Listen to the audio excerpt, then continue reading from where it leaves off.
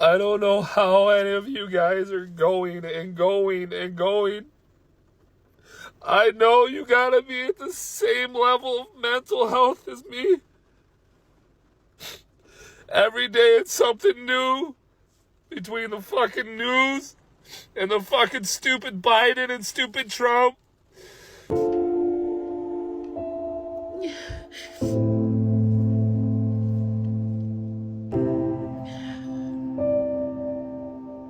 This is what I'm struggling with in America right now in my 20s. Why is everything so expensive? Why am I making more money waitressing than I would make using my college degree? I barely have a life. I have 2 days off and I work Wednesday to Sunday, doubling just to pay my bills. At 22 years old, all of my bills are in my name. I have no help. How are y'all affording housing? In Myrtle Beach, a 1-bedroom apartment is $1,500. How are y'all getting insurance, going to the doctor, getting medicine? And then some of us are trying to be TikTok influencers. Who knows where that's going to get me? Me and my boyfriend are saving, but we barely see each other during the week, and it feels like we're working off for nothing. Do we need to move somewhere for a better job opportunity that we don't know about? Do any of y'all really know what you want to do with your life right now? It is so scary being in America right now. What am I doing wrong? I work every day and I'm still broke. Like, I have a decent job, I make some decent money, but I live out here in Cali. Like, bro, as soon as I get paid, I have all these bills stacked up, bro, that shit wipes me clean. Like, fuck, I got no money left over. Making $100,000 a year doesn't get you anywhere nowadays. Hi guys, I'm really stressed today. I just went to the grocery store, bought 10 items, and it was $80 freaking already. I literally have $10 left on my account. So a little backstory. I got laid off from my job a month ago. And I've been applying for jobs months before I got laid off. Sent out hundreds of resumes already. Applied to hundreds of jobs on the internet, remote and on-site. Tailored my resume to every position that I applied using ChatGPT. Went to only a few interviews. And still nothing. Like, what the f is going on with America right now? Like, it's so freaking hard to live here.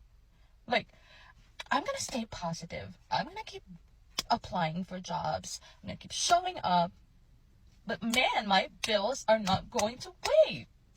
Y'all, I just went today and got my driver's license renewed, my car tags renewed, picked up 2 prescriptions, and got a few groceries. To say that I'm completely broke now is an understatement. So I'm going to have to go home and start selling off my furniture to be able to live the rest of the month. I mean, that's just, it's unbelievable. And my heart hurts today. Truly hurts for people who are not able.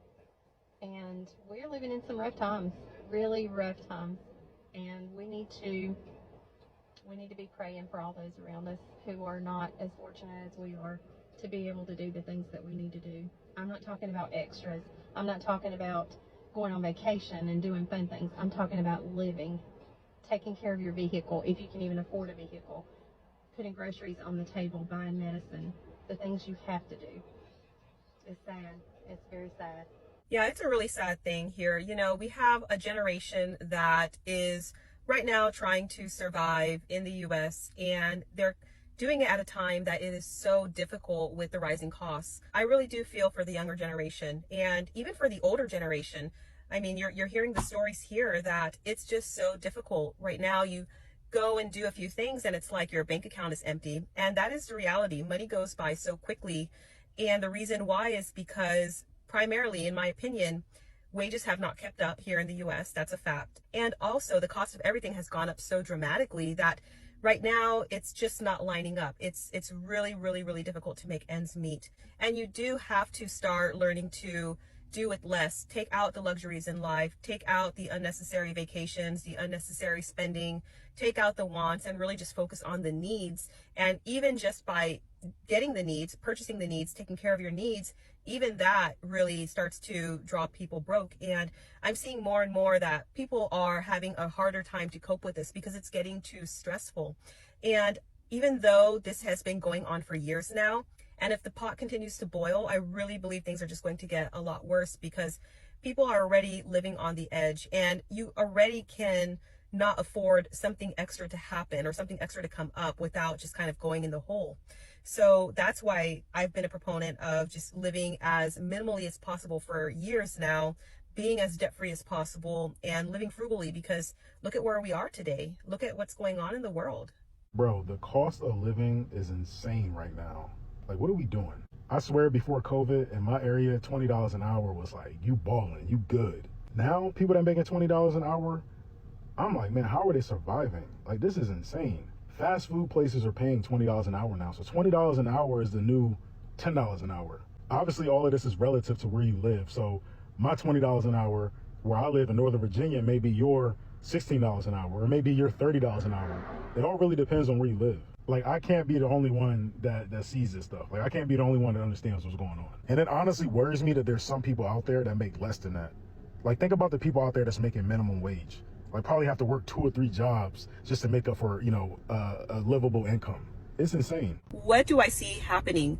People are moving out of the cities. People are scrambling for side hustles, second jobs. People I've heard talk about that they're considering that they may start taking up theft, because they don't know what else to do. People are starting to feel pushed into this corner and they don't know how to react.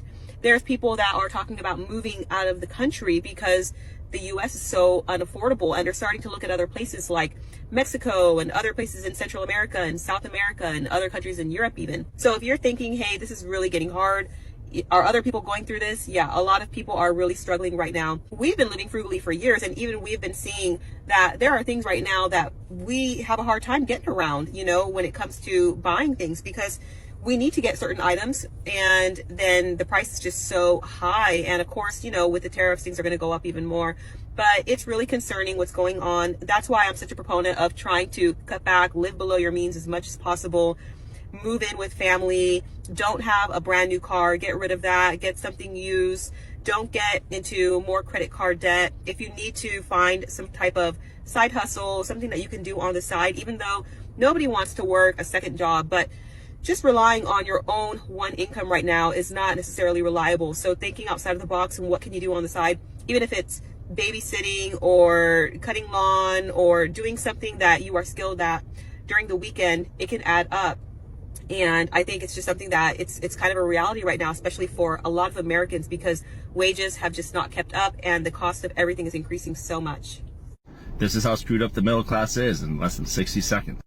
I got a friend, him and his wife make about $120,000 a year each. They're very educated, very smart, very hardworking, not the average American, but we're going to go off of them. So they make $120 a year each. That's $240. They have a credit score of almost 750 combined. They can get a house for a 3-bedroom, 2-bath for around $5,000 a month. How is a basic middle class person supposed to live and afford a 3-bedroom, 2-bath house in Washington State when it's $700,000 and it's $5,000 a month, and a basic family makes probably roughly $80,000 combined, if not $120 combined, and that's at $60,000 a year. So if you make $60,000 a year, you and your wife combined, you still cannot afford to live in a 3-bedroom, 2-bath house if you're middle class American. I told myself I would never cry on the internet because I think that's so lame, but I just got our rent renewal thing for our apartment complex, and it's going up by $300 a month. $300 for a 1-bedroom apartment that is not updated in any sort of way. And our complex doesn't even have nice amenities. We have a tiny pool and a tennis court. This is not a luxury apartment complex. We already pay, with all the fees and everything included, $2,000 a month, and now we're going to be paying $2,300 a month for this tiny apartment. And that's just so frustrating. I don't understand how people can live in this world anymore, and I just don't want to move again because that's so much work and more money, and it's stressful trying to find another place, and it's just so annoying. And now I feel like I need to get a new job, and I just got this job and I like it, but it's not paying me nearly what I need. And so now I'm gonna have to go through applying to jobs again, which I did for a whole year plus until I found this job. So I'm gonna have to go through all of that again. It's just not fair. I am so tired of living my life in survival mode because despite having 2 college degrees and making close to $80,000 a year, I still cannot keep up with the cost of living. I still cannot afford all of my bills every month and have to live paycheck to paycheck. I think that's absolutely ridiculous. I am sacrificing my mental health, my time, and my energy to take care of people in their most vulnerable moments, and a lot of the time they do not make it. At the very least, I should be able to pay my bills. And for anyone who's thinking, oh, well, you shouldn't have chose that job, somebody has to do it. And you know damn well, if your loved one was critically ill, you would want somebody to take care of them, right? Something has to give. I think what we're going to start seeing even more than what we already are is more of an exodus out of these very expensive places to live and exist. A lot of people are in states right now that have a high cost of living, and there are still plenty of states here in the country that have a lower cost of living. So starting to think about what kinds of places that could be. We have moved from very expensive states to more affordable states a couple times in our marriage, and it's been helpful. And I'll tell you right now, you do see the change in the cost of living if you move from somewhere like California or Florida or even parts of Texas even to other areas, other states. And you don't necessarily have to move out of the state that you're in. Typically in every state there's going to be the expensive places to live and there's going to be more affordable places to live.